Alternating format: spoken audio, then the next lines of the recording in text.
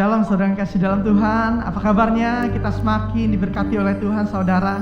Baik saudara, kita mau siapkan hati kita, pikiran kita mau sembah Allah kita mau naikkan puji-pujian yang terbaik. Sebelum kita beribadah online pada hari ini tuh, kita mau bawa doa kita, bawa penyembahan kita ke dalam nama Tuhan Yesus. Bapa yang baik, kami ucap syukur buat segala rencana yang indah dalam hidup kami Bapa. Biarlah ya Tuhan, pada hari ini ya Tuhan, kami ingin ya Tuhan untuk memuji dan membesarkan nama-Mu. Engkau mau sertai ibadah kami Tuhan dari pertengahan awal hingga akhir ya Bapa. Hanya di dalam nama-Mu dan di dalam kuasa-Mu kami siap memberikan yang terbaik bagi kemuliaan nama-Mu. Yang siap memuji Tuhan katakan amin.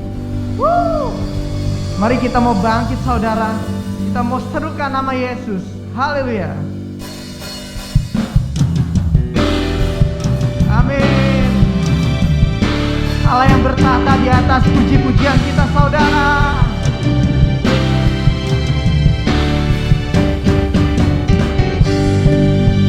Mari kita mau angkat tangan kita berseru pada Tuhan, katakan bangkit serukan nama Yesus.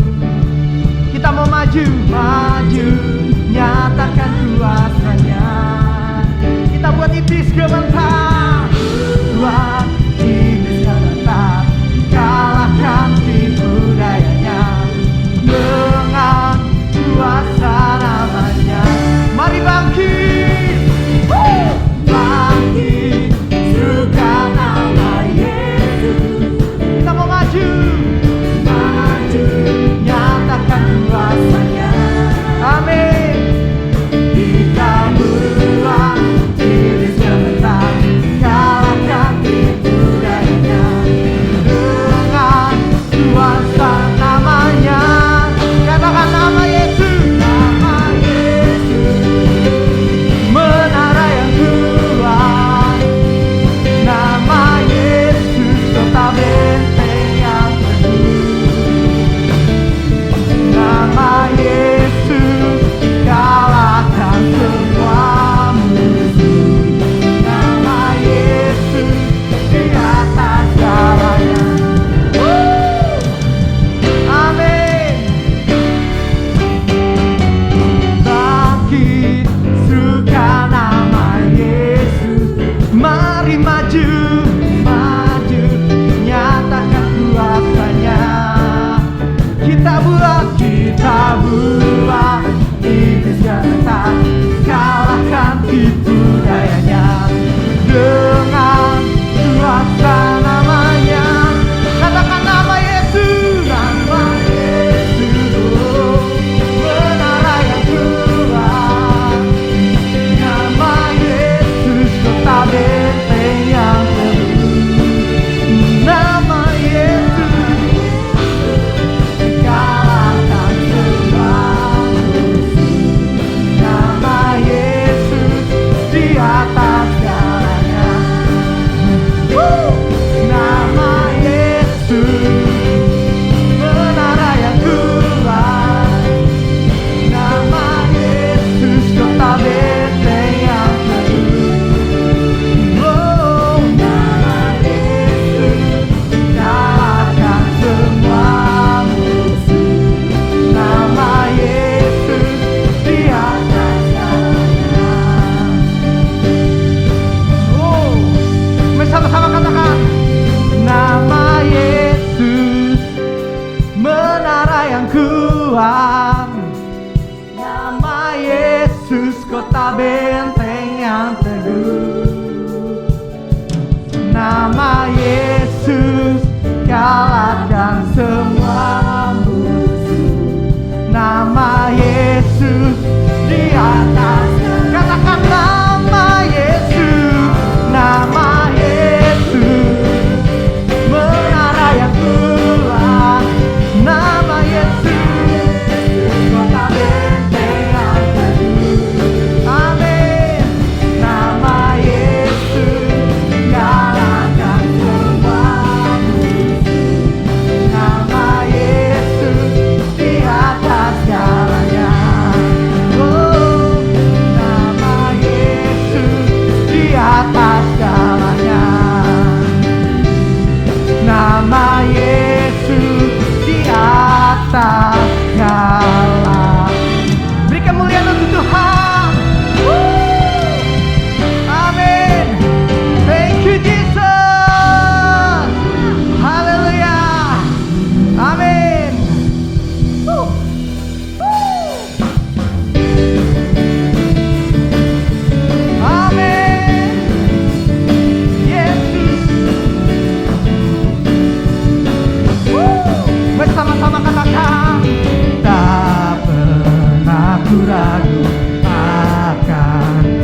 kesetiaan-Mu, Kau pegang hidupku sepenuh jiwaku. Ku yakin dan percaya Kau tuntun langkahku. Bersama-sama katakan Yesus, Yesus Kaulah Raja dalam hidupku, berkuasa percaya untuk selamanya. Hanya Kau Tuhan, sumber kekuatan, kuasa-Mu tercurah bagiku senantiasa.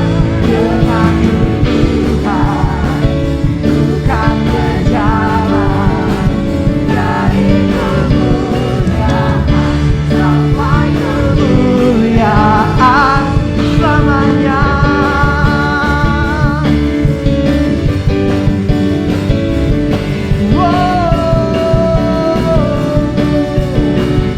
Mari dengan segenap hati katakan, tak pernah ku ragu akan kesetiaan-Mu, pegang hidupku sepenuh jiwaku. Ku yakin dan percaya Kau tuntun langkahku. Katakan Yesus, Yesus Kaulah Raja dalam hidupku, berkuasa percaya selamanya. Hanya Kau Tuhan, sumber kekuatan, kuasa-Mu tercurah bagiku senantiasa. Denganmu Tuhan, bukan berjalan dari kemuliaan sampai kemuliaan selamanya.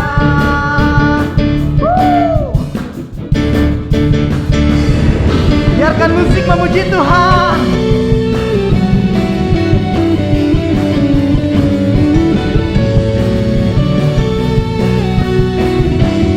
Katakan Yesus, Yesus Kaulah Raja dalam hidupku, berkuasa percaya. Katakan Yesus, Kaulah Raja dalam hidupku, berkuasa percaya untuk selamanya. Hanya Kau Tuhan, sumber kekuatan, kuasa-Mu tercurah bagiku senantiasa. Denganmu Tuhan, ku kan berjalan dari kemuliaan sampai kemuliaan selamanya.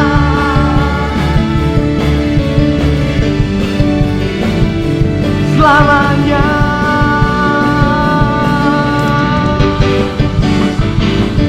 Selamanya. Beri kemuliaan untuk Tuhan kita yang dahsyat. Haleluya. Amin. Baik, kita akan mendengarkan Voice of Pentecost.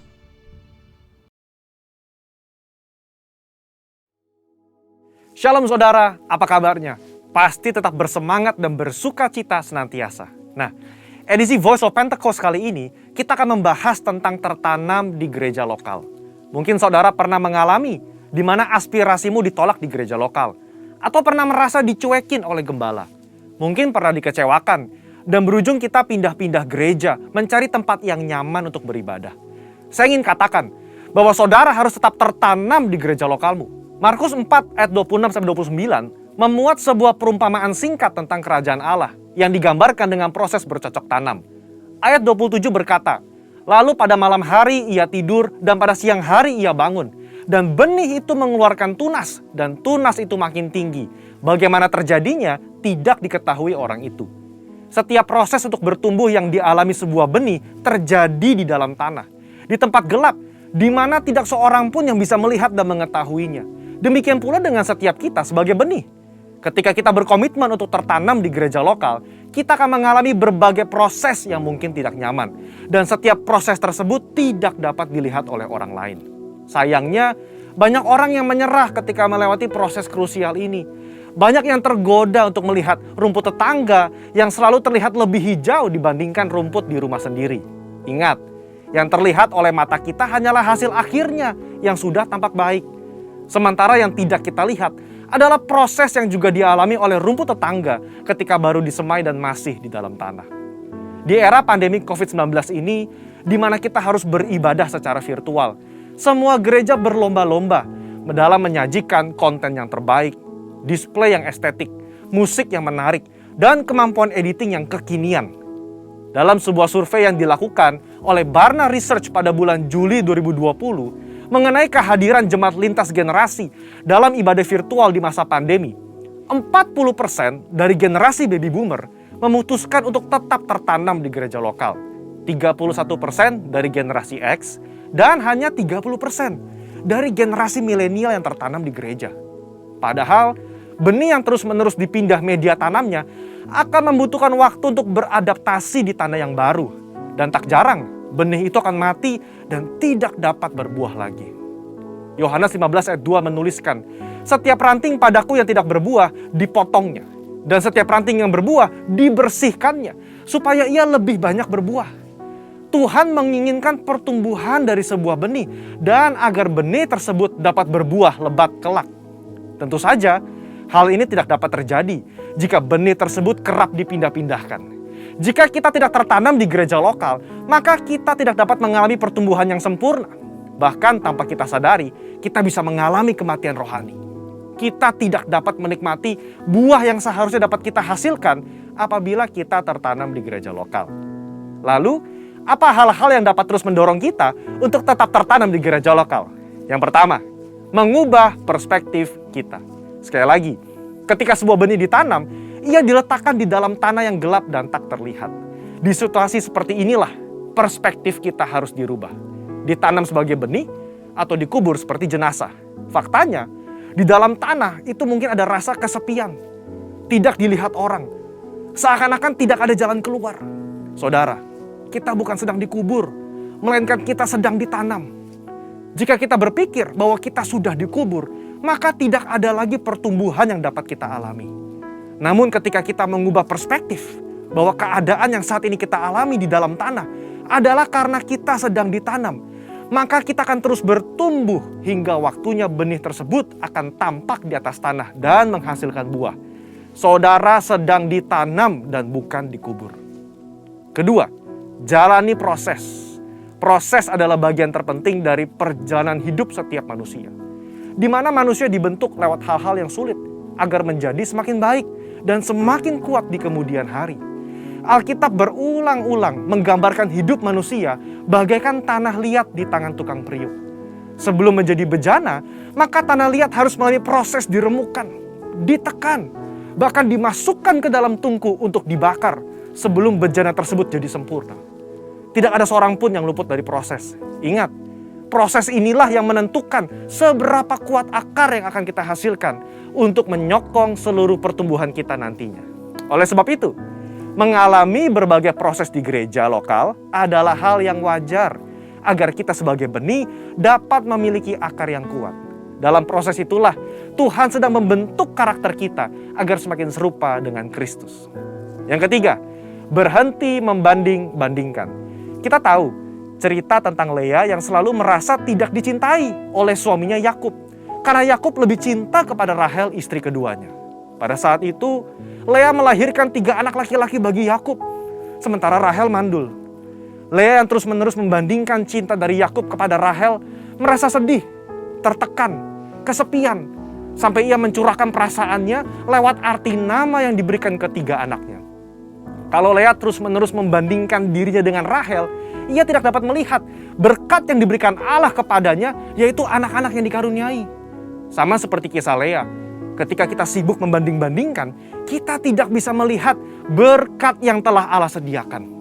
Dalam konteks ini, ketika kita terus membanding-bandingkan gereja lokal kita, pemimpin kita, rekan sepelayanan kita dengan gereja orang lain, kita tidak dapat melihat berkat dan tujuan yang telah Allah tetapkan ketika Ia menempatkan kita di gereja lokal kita saat ini. Keputusan yang paling tepat bagi sebuah benih adalah untuk tetap tertanam di mana ia ditempatkan.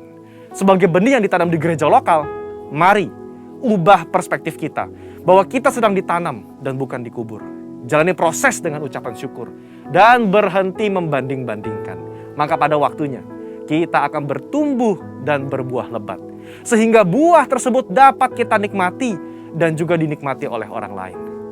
Untuk penjelasan lebih lengkapnya dari tim teologi kami, silakan buka link yang ada di atas atau scan QR Code yang tersedia. Salam integritas, Tuhan Yesus memberkati.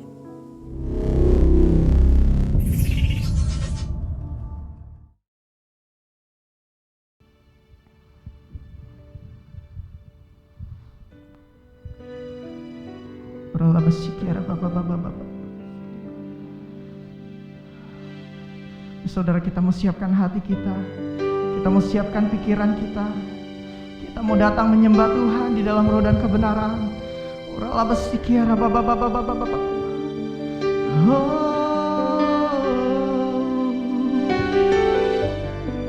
Terima kasih Yesus buat kebaikan-Mu Tuhan. Haleluya. Bapa, Engkau mengenalku lebih dari siapapun. Engkau tahu ceritaku dan isi hatiku. Tak peduli masa lalu, Engkau tetap memilihku. Bahkanku sempurnakan jadi karya yang indah. Kini aku percaya tiada yang mustahil bagiku. Kuasa-Mu kuatkanku, dasarku berharap. Kini aku berserah,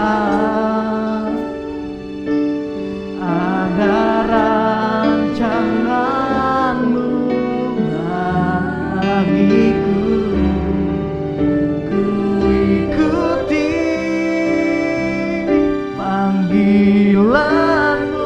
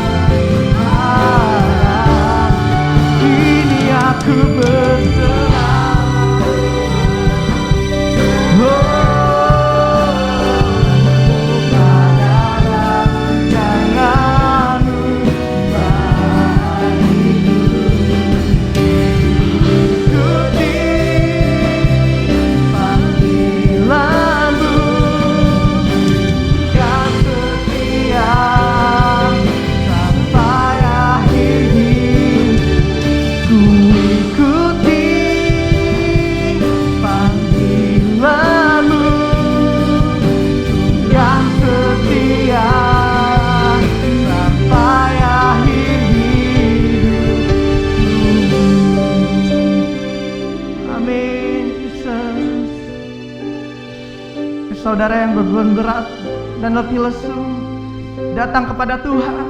Kita mau hampiri bait sucinya Tuhan. Kita mau sembah Dia, tinggikan namanya. Sebab di dalam Dia ada pengharapan yang baru saudara. Ada kesembuhan, ada berkat yang melimpah.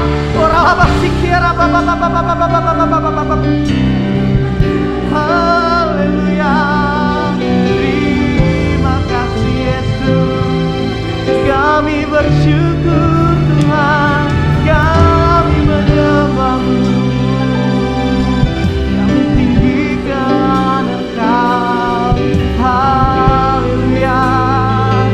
Haleluya. Terima kasih Yesus. Kau baik Tuhan. Haleluya. Naikkan ucapan syukur-Mu saudara. Kita mau angkat penyembahan kita di dalam Yesus.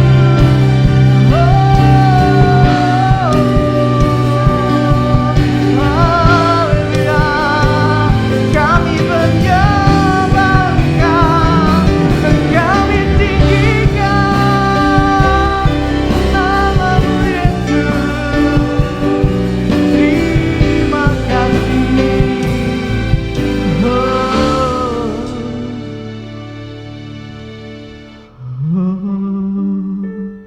Hosana in the highest,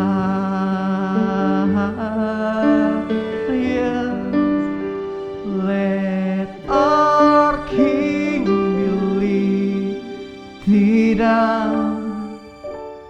Hosanna,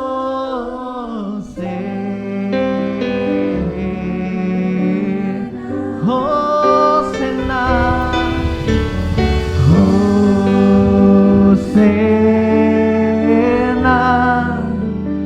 in the highest.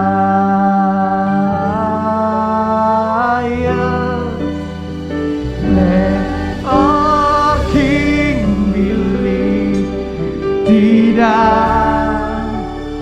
Hosanna,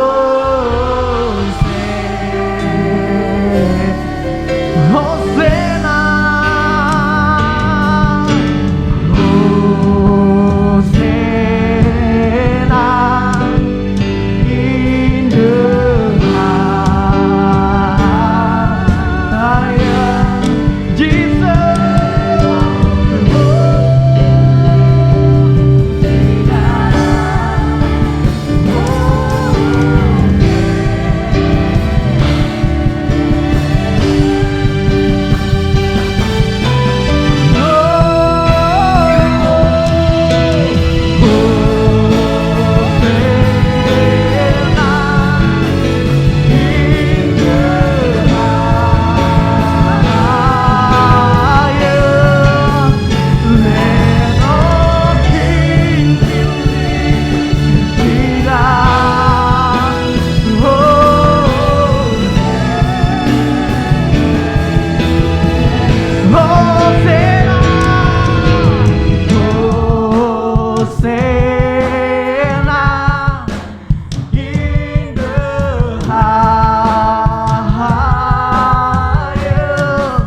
Let our King be lifted up.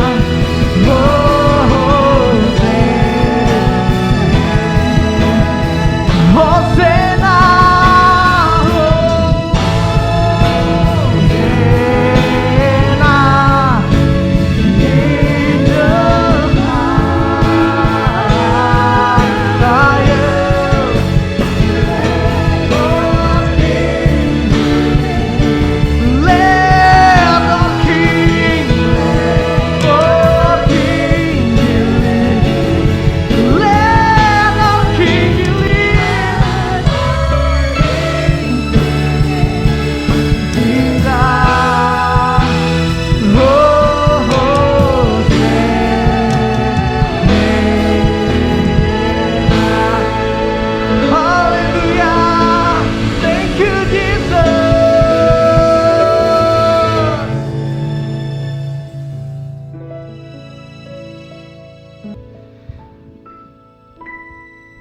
Baik, kita akan mendeklarasikan arti Pentakosta yang ketiga.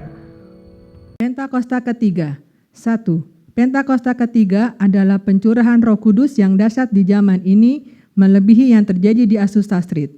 2. Pentakosta ketiga akan mengakibatkan penerimaan jiwa yang terbesar dan yang terakhir sebelum Tuhan Yesus datang kembali.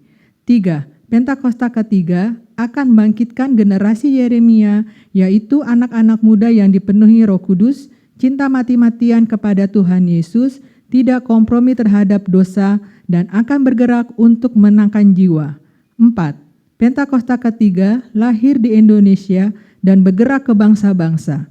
Gerakan ini dari timur ke barat dan akan kembali ke Yerusalem. 5.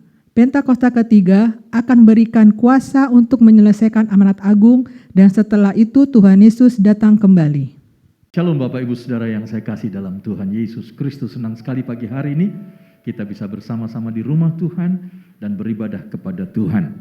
Nah, sebelum kita lanjut, saya mau mengajak kita berdoa, mau menyerahkan pemberitaan firman Tuhan ini ke dalam tangan Tuhan, dan biarlah Tuhan kiranya memberkati kita semua. Mari kita berdoa. Bapa, kami bersyukur pada hari ini kami boleh diberikan kesempatan kembali untuk beribadah kepada Tuhan. Bapa, karuniakan kepada setiap kami roh hikmat dan wahyu, supaya setiap kami mengerti, mengenal Yesus dengan benar. Dan jadikan mata hati setiap kami menjadi terang, supaya setiap kami mengerti pengharapan apakah yang terkandung dalam panggilan-Mu atas setiap kami. Berbicaralah pagi hari ini, sebab kami mendengar, dan urapi kami semua, berkati firman-Mu, di dalam nama Tuhan Yesus Kristus. Haleluya. Amin. Bapak Ibu Saudara yang saya kasih dalam Tuhan Yesus Kristus, hari ini saya ingin menyampaikan pesan Tuhan yang saya pikir begitu cukup penting untuk kita lakukan, khususnya di tengah-tengah atau di masa-masa pandemi ini. Banyak orang seringkali lebih terfokus kepada situasi, kondisi, keadaan-keadaan yang sedang terjadi hari-hari ini, khususnya di masa pandemi. Tapi sebagai anak-anak Tuhan, apakah kita terus menyesali, terus hidup di dalam ketakutan, kebingungan, kekhawatiran, atau kita bertindak sebagaimana firman Tuhan ajarkan kepada kita? Nah, judul daripada apa yang kita akan renungkan pagi hari ini adalah 3M. 3M tentunya tidak berbicara masalah, walaupun ini penting, tidak berbicara masalah memakai masker, mencuci tangan dengan sabun, bahkan juga menjauhi kerumunan. Ini sangat penting. Dan kita tidak boleh abai, kita tidak boleh lalai dengan hal ini. Karena ini menyangkut keselamatan dan kesehatan kita sendiri di masa pandemi ini. Tetapi 3M yang kita akan bahas, kita akan renungkan, pelajari bersama, juga tidak kalah penting dengan memakai masker, mencuci tangan, bahkan menjauhi kerumunan. Dan kita tidak boleh mengabaikan hal ini, karena ini firman yang Tuhan berikan kepada kita. Dan hari ini tentunya saya berada bersama dengan Bapak Ibu Saudara bukan untuk menggurui Bapak Ibu Saudara, mengajari Bapak Ibu Saudara, tapi mari kita belajar bersama-sama taat untuk menjadi pelaku firman itu.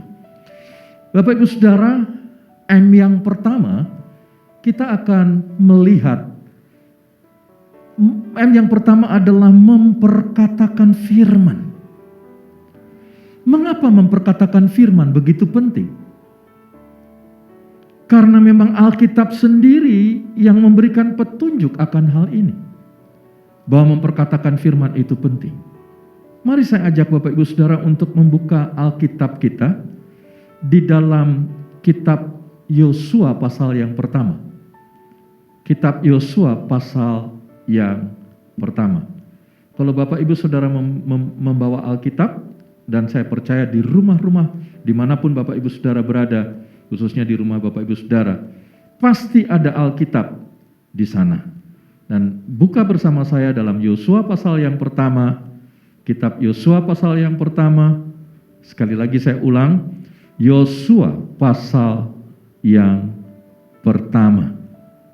ayat yang ke-8, ayat yang sudah tidak asing lagi, di sana dikatakan, janganlah engkau lupa memperkatakan kitab Taurat ini. Lihat kalimat berikut ini begitu penting. Renungkanlah itu siang dan malam, supaya engkau bertindak hati-hati dengan segala yang tertulis di dalamnya. Sebab dengan demikian perjalananmu akan berhasil dan engkau akan beruntung.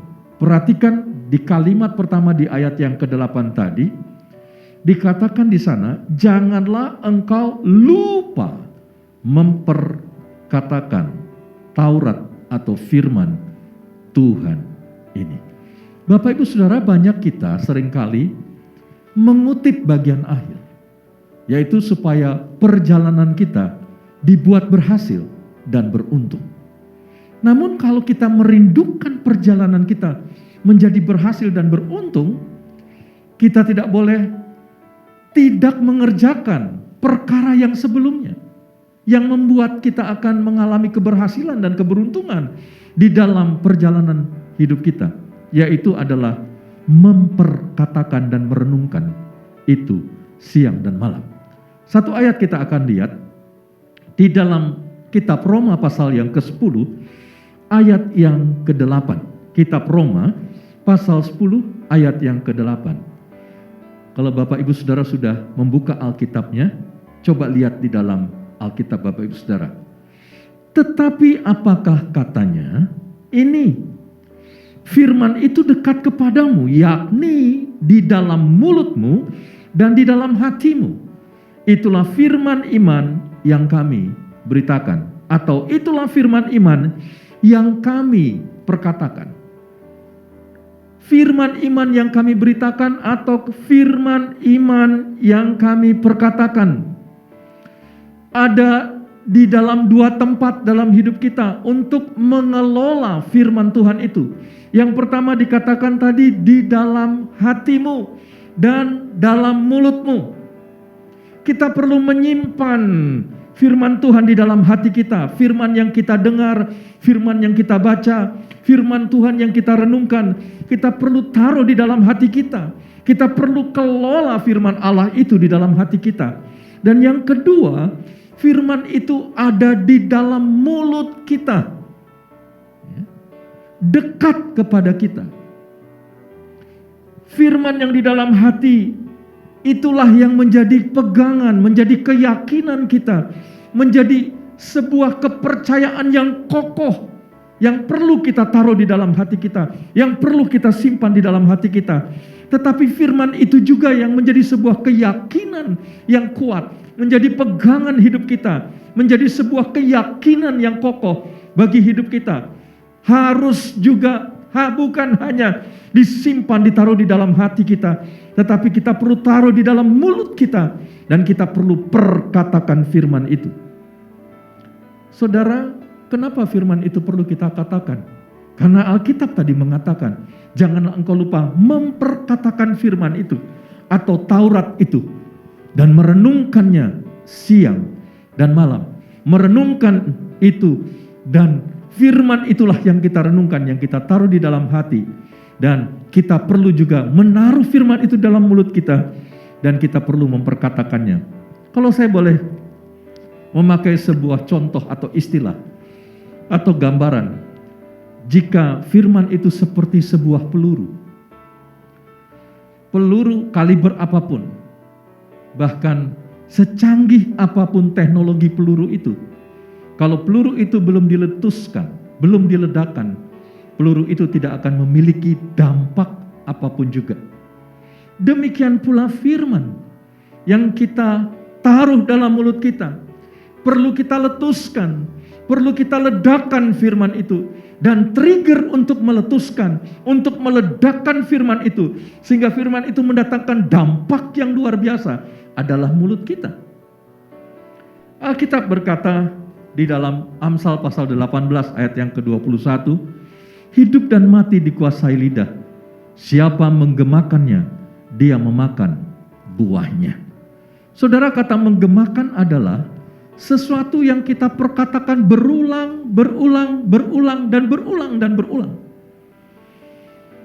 Dan apa yang kita katakan berulang itulah yang akan mendatangkan dampak dalam hidup kita. Baik itu dampak dari apa yang kita katakan berulang-ulang yang sifatnya baik maupun yang tidak baik, akan mendatangkan dampak bagi kehidupan kita. Nah, pagi hari ini saya mau mengajak kita belajar melangkah satu langkah ke depan untuk belajar memperkatakan firman. Bukan hanya keluh kesah kita, bukan hanya kita ngomel. Apa sih ngomel itu? Ngomel adalah ungkapan perasaan di hati kita yang kita keluarkan lewat ucapan mulut kita. Mari kita belajar pagi hari ini bukan hanya mengeluarkan ungkapan-ungkapan keluh kesah yang keluar dari hati kita, yang kita ucapkan lewat mulut kita, tapi mari kita mengeluarkan atau mengucapkan atau memperkatakan apa yang kita yakini, bahkan sebuah keyakinan yang kuat berdasarkan firman dari mulut kita. Memperkatakan firman begitu penting dalam hidup kita. Dan hari ini saya mau mengajak kita belajar satu langkah untuk, saya tahu Bapak Ibu Saudara, ini tidak mudah. Karena mungkin ada sebagian di antara Bapak Ibu Saudara yang belum terbiasa memperkatakan firman lewat perkataan-perkataan kita setiap hari.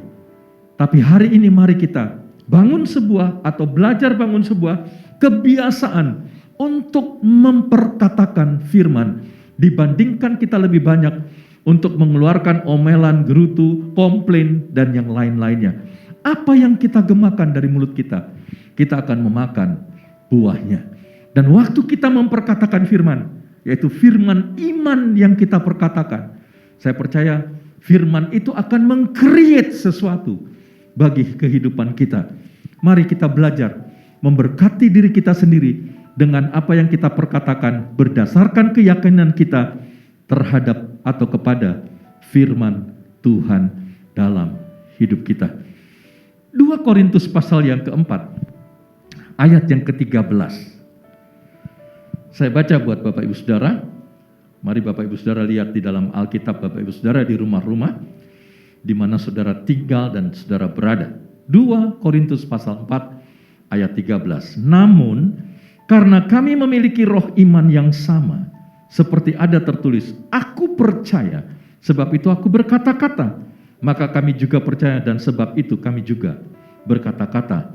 Dalam terjemahan yang lain atau Alkitab versi yang lain, yaitu versi mudah dibaca, 2 Korintus 4 ayat 13 berkata demikian, kitab suci mengatakan, aku percaya maka aku berbicara. Iman kami juga seperti itu, maka kami berbicara. Apa yang menjadi sebuah keyakinan berdasarkan iman kepada firman, itulah yang harus kita ucapkan. Itu yang harus kita mulai setiap hari, membangun sebuah kebiasaan untuk memperkatakan firman lewat mulut kita. Bagi situasi apapun, kondisi apapun yang sedang kita alami dan kita sedang hadapi hari-hari ini, khususnya di masa-masa pandemi. Dan percayalah, firman itu tidak akan pernah kembali ke mulut Allah dengan sia-sia. Tapi firman itu akan mengerjakan dan mendatangkan keberhasilan bagi kita yang memperkatakan firman itu. Hari ini, mari, mungkin sulit, mungkin bagi saudara sesuatu yang baru, tetapi mari kita melangkah lebih dewasa lagi untuk membangun sebuah kebiasaan memperkatakan firman, dibandingkan kita memperkatakan perkara-perkara yang lain lewat hidup kita atau mulut kita. Yang kedua, yang penting bagi saya juga hari-hari ini, justru di masa-masa pandemi ini. Yang kedua, atau M yang kedua, melakukan pekerjaan baik atau berbuat baik atau melakukan perbuatan baik. Mungkin ada di antara Bapak Ibu Saudara yang berpikir dan berkata ketika mendengar apa yang saya katakan mengenai melakukan pekerjaan baik atau melakukan perbuatan baik. Mana mungkin saya bisa melakukan di masa pandemi? Saya percaya tidak ada kata tidak mungkin. Yang jelas adalah apakah kita mau menjadi pelaku firman atau tidak. Saudara, hari-hari ini orang banyak sekali yang sedang membutuhkan uluran tangan kita, menantikan perbuatan baik dari anak-anak Tuhan. Mari kita mulai melihat kiri kanan tetangga kita atau orang-orang yang ada di sekitar kita, di komunitas kita. Mungkin mereka tidak mengatakannya kepada kita, tapi mari kita berbuat baik semasa kita masih bisa melakukannya. Nah, mari saya mau ajak kita melihat dahulu firman Tuhan. Kenapa sih kita harus berbuat baik? Saudara, kita berbuat baik bukan untuk supaya kita memperoleh keselamatan, tidak. Karena Alkitab mengajar kepada kita, keselamatan yang kita terima bukan oleh karena perbuatan baik kita, tetapi karena oleh anugerah Tuhan. Kita yang telah diselamatkan, bukti kita orang-orang yang telah diselamatkan, salah satunya adalah melakukan perbuatan atau pekerjaan baik lewat hidup kita. Dan melakukan pekerjaan baik, melakukan perbuatan baik, itu desain Tuhan dalam hidup kita, dalam hidup Bapak Ibu Saudara. Mari kita lihat di dalam kitab Efesus pasal yang kedua, ayat yang ke-10, kitab Efesus pasal 2, ayat yang ke-10. Allah sendirilah yang menjadikan keadaan kita seperti sekarang ini, dan memberi kepada kita hidup baru dari Kristus Yesus. Sejak dahulu sudah direncanakannya agar hidup ini kita pakai untuk melakukan perbuatan yang baik. Ini versi dari Alkitab firman Allah yang hidup. Dalam Alkitab terjemahan baru jelas dikatakan di sana, karena kita ini buatan Allah, diciptakan dalam Kristus Yesus, garis bawahi kalau Bapak Ibu Saudara ada Alkitab di sana, untuk melakukan pekerjaan baik yang dipersiapkan Allah sebelumnya. Ia mau supaya kita hidup di dalamnya.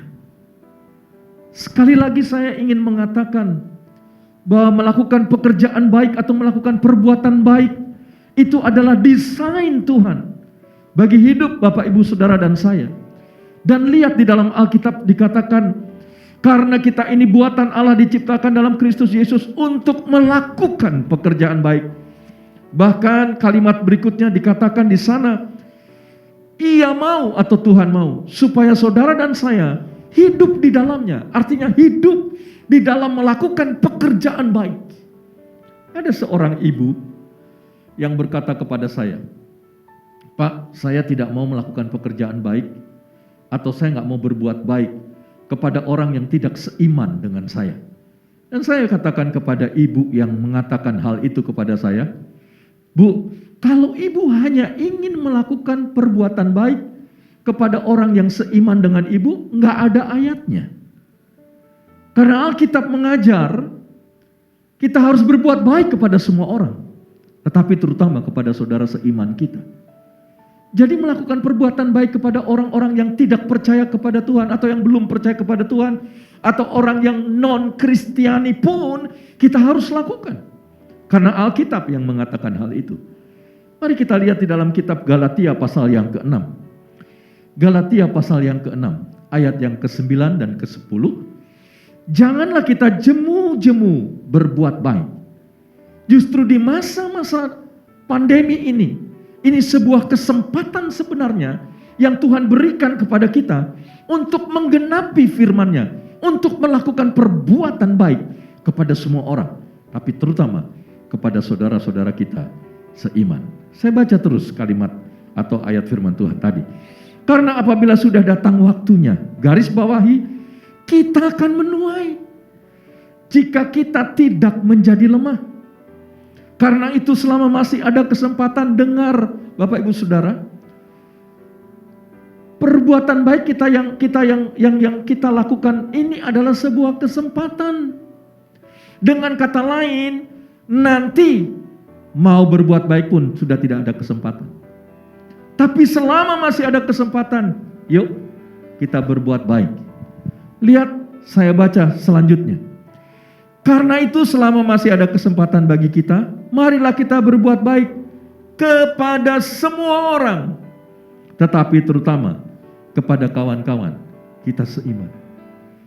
Saya bukan hanya mengajak Bapak Ibu Saudara untuk melakukan perbuatan baik atau pekerjaan baik kepada siapapun, tapi saya juga melakukan hal itu, entah kepada tetangga yang memang kehidupannya perlu pertolongan, bantuan, atau wujud perbuatan baik kita sebagai satu wilayah tempat tinggal atau sebagai orang-orang yang bertetangga. Apa yang saya bisa lakukan? Saya lakukan. Justru di masa pandemi ini, mari lewat hidup kita, khususnya ketika kita melakukan perbuatan baik, nama Tuhan dipermuliakan. Saya baca ayat Galatia, dari Galatia 6 ayat 9-10 dari versi mudah dibaca. Jangan bosan-bosan melakukan perbuatan baik. Kita akan menuai pada waktunya. Jangan menyerah.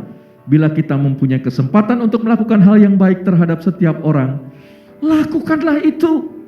Tetapi berikan perhatian khusus kepada orang yang ada di dalam keluarga seiman.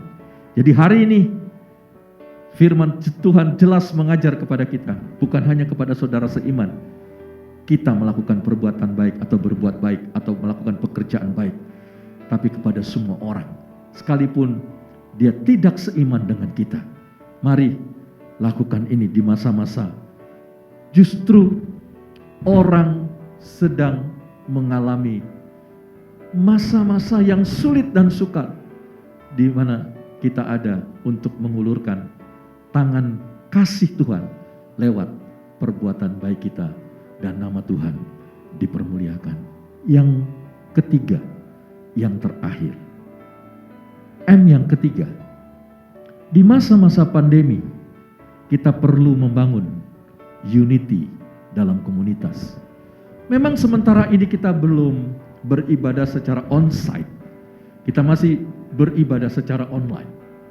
Tapi sebelum kita beribadah secara online, kita pun sudah ada di dalam komunitas. Bahkan tidak menutup kemungkinan di tengah-tengah masa-masa ibadah online pun, kita tetap harus membangun komunitas. Dengar Bapak Ibu Saudara, saya ingin menyampaikan satu hal yang Tuhan taruh di hati saya dengan kuat. Bapak Ibu Saudara boleh uji. Di hari-hari ini, bahkan di masa-masa ke depan, komunitas menjadi sesuatu atau sebuah hal yang penting dari kehidupan kita. Perhatikan baik-baik, komunitas menjadi sesuatu yang penting di masa-masa kini dan masa-masa yang akan datang. Jelas Alkitab mengajar kepada kita bahwa di hari-hari terakhir akan datang masa yang sukar. Saudara, kita sedang ada di masa yang dikatakan atau dinubuatkan oleh Alkitab dalam 2 Timotius 3 pasal yang pertama, bahwa di hari-hari terakhir akan datang masa yang sukar. Kita ada di masa-masa yang sukar. Di masa-masa yang sukar, komunitas menjadi penting bagi kita. Mungkin saudara kita tidak peduli, tapi yang saya tahu, orang banyak mendapatkan perhatian, pertolongan lewat komunitas seperti KUL. Mungkin ada di antara Bapak Ibu Saudara yang belum bergabung dengan KUL. Bahkan KUL yang ada di Golden. Mari saudara bergabung hari ini. Karena komunitas menjadi penting di hari-hari ini, bahkan di hari-hari mendatang. Dan kita perlu bangun sebuah unity di dalam komunitas. Dan sungguh-sungguh kita bisa menjadi sebuah gereja, atau satu dengan yang lain bisa berkata, we are one, we are family, and we are team. Karena ada unity di dalam komunitas di mana kita berada. Saya suka sekali dengan sebuah ayat, dan biasanya ini dipakai di dalam pernikahan atau pemberkatan nikah yang dilandasi dengan firman ini. Dalam Pengkhotbah pasal 4 ayat yang ke-12, dan bila mana seorang dapat dialahkan, 2 orang akan dapat bertahan. Tali 3 lembar tidak mudah diputuskan. Dalam versi Alkitab, versi mudah dibaca, Pengkhotbah pasal 4 ayat yang ke-12, dikatakan di sana, seorang musuh mungkin dapat mengalahkan 1 orang, tetapi 2 orang dapat berdiri saling membelakangi, membela satu sama lain. Lihat ini, Bahkan 3 orang akan lebih kuat. Mereka seperti tali yang terdiri dari 3 bagian yang disatukan. Sangat sulit memutuskannya. Unity dalam komunitas yang dibangun itu akan menjadi sebuah komunitas yang kokoh, yang kuat. Di dalamnya orang-orang yang memiliki kesatuan hati, rindu tumbuh bersama dan melayani bersama-sama. Saudara, bagaimana unity dalam komunitas itu dapat tercipta? Yang pertama yang perlu dibangun adalah yang namanya kerjasama. Kalau kita rindu komunitas kita ini, komunitas yang ada unity sungguh-sungguh di dalamnya, kita perlu bangun yang namanya kerjasama. Supaya unity dalam komunitas ini bisa tercipta, bisa sungguh-sungguh terwujud. Saudara, saya pastikan begini, kualitas yang paling dibutuhkan, paling diperlukan dalam sebuah komunitas di tengah-tengah tantangan di masa pandemi ini adalah yang namanya kerja sama. Tanpa kerjasama kita tidak akan membangun unity dalam komunitas. Tanpa kerjasama, unity tidak akan pernah tercipta di dalam sebuah komunitas. Tapi waktu kerjasama dibangun, kita akan melihat keunitian di dalam komunitas kita. Nah, bagaimana kerjasama dapat dibangun? Bagaimana kerjasama dapat tercipta? Kita harus bangun yang kedua, yang namanya adalah pengertian. Tanpa pengertian kita tidak bisa melihat atau sungguh-sungguh kerjasama bisa tercipta tanpa pengertian. Maksud pengertian di sini adalah anggaplah rekan-rekan kita yang ada di dalam komunitas itu sebagai orang-orang yang dapat bekerja sama dengan kita. Bukan orang-orang yang kita anggap menjadi saingan kita. Bahkan di dalam komunitas jangan ada saing dan saling bersaing. Daripada kita saling bersaing, mari kita saling melengkapi, dan itu lebih penting dibanding kita saling bersaing. Kita semua harus berpikir bahwa orang-orang yang ada di komunitas kita adalah orang-orang yang bisa bekerja sama dengan kita, dan kita perlu memiliki pengertian supaya kerjasama dapat tercipta. Yang ketiga, apa yang perlu dibangun supaya kerjasama dapat tercipta dan supaya unity sungguh-sungguh nyata? Sikap kita perlu kita bangun. Sikap yang seperti apa? Sikap yang mendukung. Jangan curiga sesama anggota yang ada di dalam komunitas, rekan-rekan kita yang ada di dalam komunitas. Jangan kita terus curiga dan curiga dan curiga, tapi bangun sikap kita mendukung. Mungkin yang diangkat untuk menjadi pemimpin atau gembala kul lebih muda dari kita, lebih kalah pengalaman dengan kita, tapi karena dia dipilih, dia ditunjuk oleh pemimpin, oleh gembala, kita harus memberikan dukungan kita. Dukung dan dukung. Jangan saling curiga. Jangan saling curiga. Hari-hari ini kita sedang ada di masa-masa sukar. Jangan bikin problem baru terus dalam kehidupan kita. Tapi jikalau kita rindu unity tercipta dalam komunitas kita, dukung, jangan curiga. Siapapun orang yang dipilih menjadi pemimpin, kita harus dukung. Yang terakhir, yang keempat adalah bangun perhatian. Perhatian kita harus kepada rekan-rekan kita semua yang ada dalam komunitas. Bukan perhatian kita harus aku terus yang menjadi perhatian. Bukan diri sendiri. Mari kita belajar memusatkan pikiran kita pada rekan-rekan satu komunitas dengan kita, bukan terhadap diri kita sendiri. Jangan menjadi anak-anak Tuhan yang selfish, yang hanya memikirkan diri kita sendiri. Saya tutup dengan satu pesan penting pada pagi hari ini. Kita buka dalam Kolose pasal 3 ayat yang ke-23. Di sana dikatakan, apapun juga yang kamu perbuat, perbuatlah dengan segenap hatimu seperti untuk Tuhan dan bukan untuk manusia. Saya baca di dalam Indonesia Modern Bible, Kolose pasal 3 ayat yang ke-23 dikatakan, apapun yang kamu lakukan, lakukanlah dengan segenap hati seperti kepada Tuhan dan bukan seperti kepada manusia. Waktu saudara memperkatakan firman, lakukan dengan segenap hati. Seperti engkau melakukannya untuk Tuhan, bukan untuk manusia. Waktu engkau melakukan pekerjaan baik, berbuat baik, perbuatan baik, lakukan dengan segenap hati. Seperti untuk Tuhan, bukan untuk manusia. Waktu engkau membangun unity dalam komunitasmu, lakukan dengan segenap hati. Kerjasama dengan segenap hati. Berikan pengertianmu dengan segenap hati. Berikan sikapmu yang terbaik dengan segenap hati. Bahkan berikan perhatianmu dengan segenap hati. Hari ini 3M ini tidak kalah penting. Dengan memakai masker, mencuci tangan, menjauhi kerumunan. Tapi 3M ini penting karena ini firman yang Tuhan berikan kepada kita yang perlu kita lakukan di masa-masa pandemi ini. Yaitu memperkatakan firman. Dan yang kedua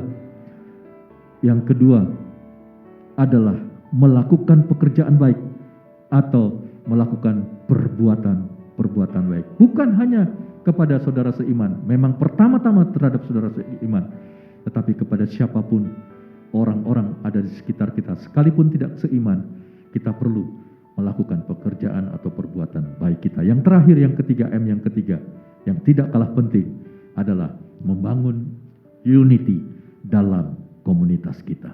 Kiranya Tuhan menolong dan memberkati kita. Mari kita berdoa bagi firman Tuhan.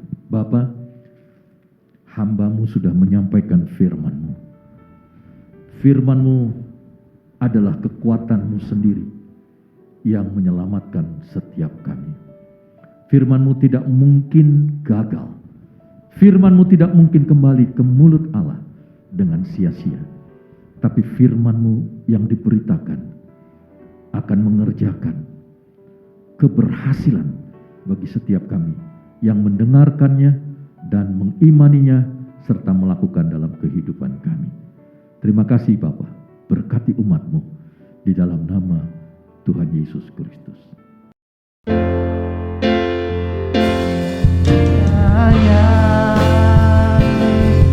Engkau memberkati aku berlimpah-limpah dan memperluas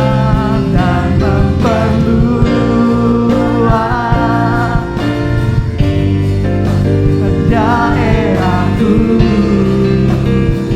dan kiranya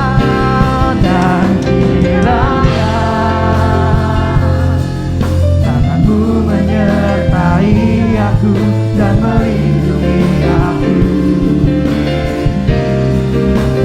daripada malapetaka, sehingga kesakitan tidak menimpa aku.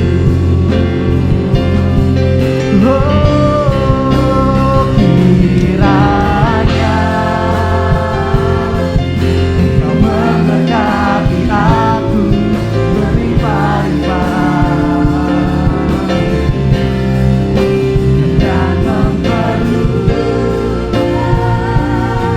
daerahku. Dan kiranya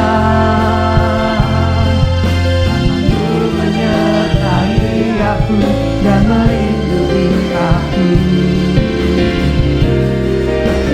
daripada malapetaka, sehingga kesakitan tidak menimpa aku, sehingga kesakitan tidak menimpa aku.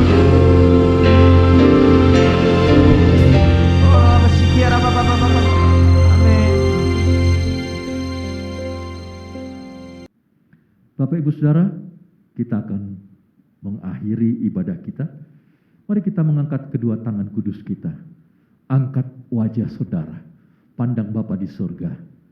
Tuhanlah yang memberkatimu dan Tuhanlah yang melindungimu. Tuhanlah yang menyinarimu dengan wajah-Nya dan memberikan kepadamu kasih karunia. Tuhan menghadapkan wajah-Nya kepadamu dan memberi engkau damai sejahtera. Dan sekarang kembalilah ke aktivitasmu masing-masing, ke keluargamu masing-masing, dan terimalah dan bawalah anugerah Allah Bapa yang berlimpah-limpah, kasih dan damai sejahtera Tuhan Yesus Kristus yang melampaui segala akal dan pikiranmu, dan persekutuan Roh Kudus yang memberikan penghiburan, kekuatan, kemenangan, keberhasilan menyertai saudara mulai hari ini sampai Maranatha, sampai Tuhan Yesus datang kembali menjemput aku dan engkau saleh-salehnya. Di awan-awan yang permai kita akan menyongsong Dia dan kita akan memerintah bersama-sama dengan Dia bahkan sampai selama-lamanya. Tuhan Yesus memberkati.